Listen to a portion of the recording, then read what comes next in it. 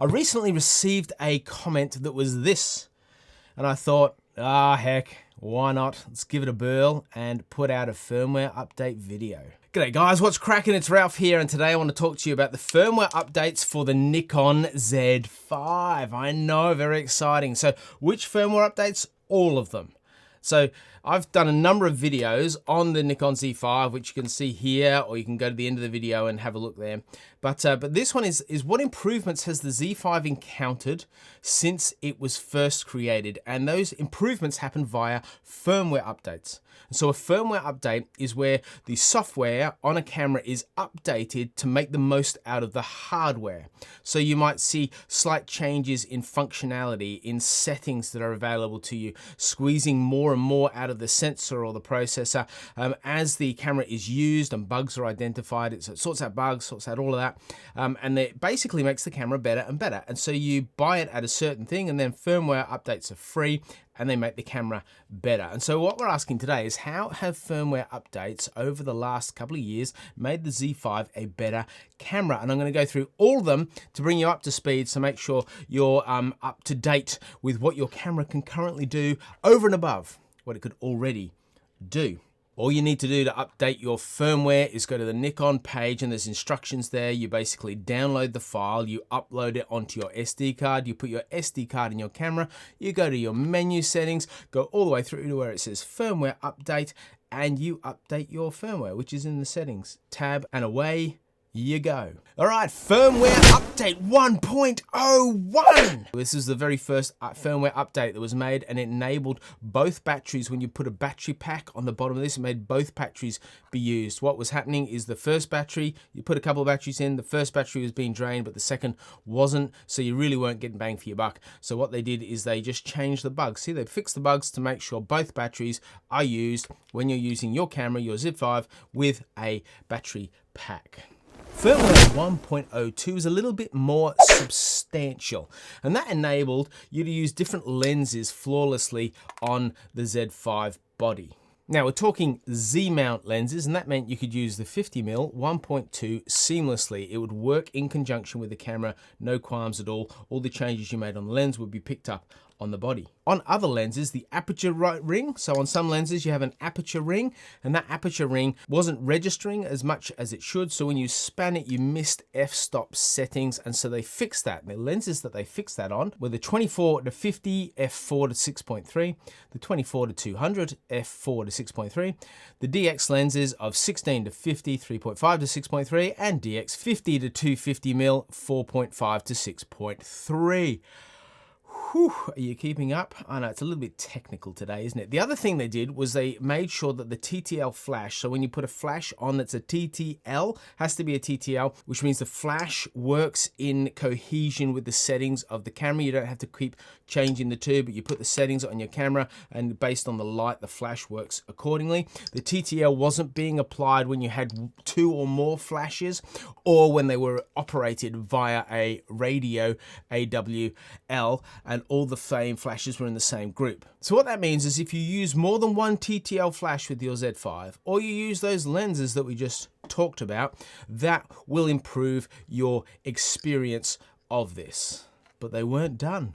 They weren't done. The firmware update 1.10, and I don't know why they choose to number them the way they do. If you know, please put in the comments below. That would be interesting. They added another 2 lenses to the seamless workflow of the Z5 with this update, and that was the MC50 2.8 and the MC105 2.8. So both those lenses now work seamlessly with the Z body. They also added a save focus point. So basically you have, when you take a shot, you have the red square that just appears, and you have it set, and then you turn your camera off, and when you turn your camera on, what was happening is it was resetting and you couldn't do anything about it. So they added a setting that enabled the camera to remember where that focus point was and be able to retreat back to it every single time. So really helpful if your battery runs out, or if you're doing a certain type of, say, photography that requires the same focal length, and you turn your camera off and on, it really helps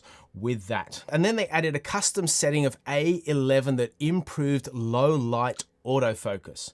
means your autofocus works when it's getting darker and darker, because autofocus needs contrast to work. It needs light and dark, so it will be able to pick up this quite easily. But if my face is quite dark, autofocus struggles. So it improved a setting to make the autofocus work better. And I would say it was better than nothing, but you're not going to solve the problem. So you might get an extra 10 minutes of shooting as the sun goes down or as the sun comes up than you might otherwise be able to achieve. Now, firmware 1.11 was an interesting one. So on certain f-mount lenses, you took an FTZ adapter and then you attached it to your Z5, and on the f-mount lenses, on some lenses, there would be a great noise that was created as you change the aperture. So as the aperture blades that just all form around in a lens as they opened and they closed, on some f-mount lenses used on an FTZ adapter on your Z5 made an awful racket, and they solved the problem. Yeah. Now, for some of you, it means nothing, and for others, you're like, thank goodness, because it was just driving me bonkers. All right, the firmware update of 1.20 meant you could use an FTZ2 adapter. I'm sure you're all over it, but a difference between an FTZ adapter, FT version 2, other than being an exorbitant amount of ridiculous money, was the 2 was just a ring, and it worked much better than the other one had a tripod mount down here. It was just frustrating. So and it didn't work on a Z9. Not that we're talking about Z9s today, but on the Z5, yeah, it just meant that you could now use the FTZ adapter with your f-mount lenses on your Z5 body. It also meant you can use your 24 to 120 at f4, your 28 to 75 at 2.8, and your 400 at 2.8 lenses on this camera without any hullabaloo. So yeah, you're good to go. And then it improved the face eye detection performance and the visibility of subjects in pictures taken when using a flash. So yeah, if you're using a flash, it's made some significant updates to work with you. If you're not using a flash, it did nothing to improve face or eye detection. And then firmware 1.21, after this riveting display of improvements to the camera, it fixed the rare occasion where the VR, which is vibration reduction on certain lenses, didn't work. So the 1.2 firmware update caused things not to work smoothly with VR, and the 1.21 fixed that, which is often the way with computers. They fix something here and it breaks something here, so then they have to fix something here. If this video has been helpful, you can give it a thanks. Just down below, you can press the thanks button and you can contribute something to the channel, which just makes a massive difference to me, and it's a huge encouragement. If it's beyond your means, please don't feel any pressure to do it.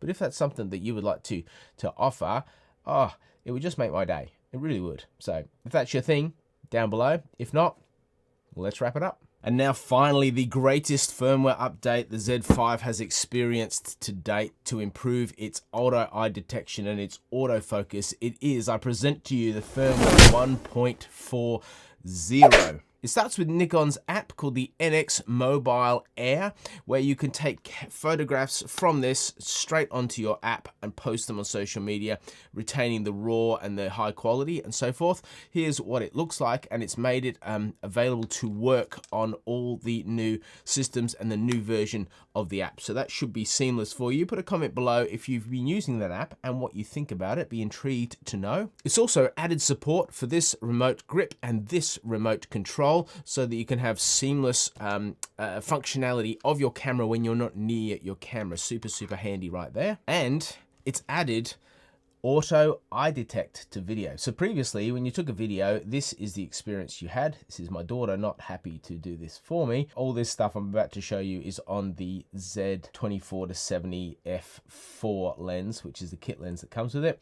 But then if you go to the firmware update, you will see the auto eye detect instantly kick in. So it replaces the face detect and helps you ensure that every video you take has perfect focus on their face. Now with another video light down, I know, catastrophic, and a bit of a cold building, we're going to push on. The save focus position and the recall focus position have been added to the roles that can be assigned to your custom settings. So you can create custom settings that have a particular focal point in range and keep it there constantly, which can be helpful if you like framing your wildlife shots with the subject in the bottom hand thing, or if you take a lot of bird shots and you want a particular branch in the bird position. That happens a lot, so you can put it on a custom setting, so you can go straight to that. If you're taking astro or whatever, and you know there's always this lighthouse, there's always this foreground, and I want the focus point to be about there without having to muck about with it, that will take care of that for you, and it will do it on a host of lenses. So rather than me just reading through all those lenses, here are the lenses that it has enabled the save focus position and the recall focus position to be available on custom controls, which you make available through custom setting menu. Now, having got that out of the way, it's improved eye detection on the auto area AF function. And here's a before the firmware update.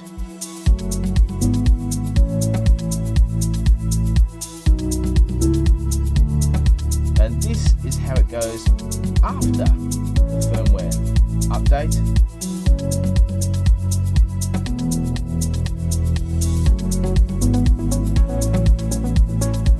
And I think it's much sharper. It picks up movement and change quite easily. Off frame and on frame, it seems to seamlessly pick up.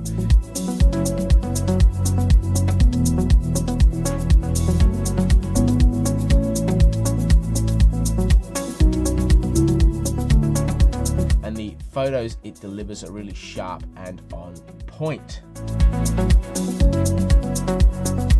It's also, as we move on, improved the refresh rate for the focus points displayed in live view during subject tracking and face eye detection AF, which basically means it holds the eye focus point at a much more accurate rate. And so as your subject might be moving around, like mine is, the eye detection manages to hold that focus and hold its position on the face as it refreshes. And refreshes moves from one frame to another as your subject is moving. It's very handy, and it basically means there's been a wonderful upgrade of the autofocus system on the Z5. And finally, it's fixed an issue where your camera can stop working and responding when it's in auto mode. And honestly, don't shoot in auto mode. Problem solved. Here's a video to help you shoot in manual. It'll take you 10 minutes to learn, and you will not regret it. You'll be stoked for the rest of your life around photography. So as I said, a significant upgrade that they've just offered this year to the Z5 to make your user experience exceptional for this price range. Whew. So I hope this has been helpful if you're thinking about, do I buy a Z5 and what improvements do I make? Or is it worth me upgrading the firmware? Is it something I should worry about? Well, yes, it is. Get the very most out of your camera. Even if you don't think you're going to use it in that moment, you may find that down the track you absolutely need it. You may also find that as developments are made, that old firmware becomes clunky and buggy and doesn't really work as smooth as it should. So your camera's not working as smooth as it should. So stay up to date with your firmware, and who knows what they're going to do with it. But it's a great little camera, isn't it? And I'd love to hear how it's going for you and what you think of this video. So if it's been helpful, please subscribe for more videos like this. Please like, ring the bell, and I'll see you in the next one. Bye. All you need to do to update your firmware, upware your firm date. Write up your date. No, you don't want to do that. And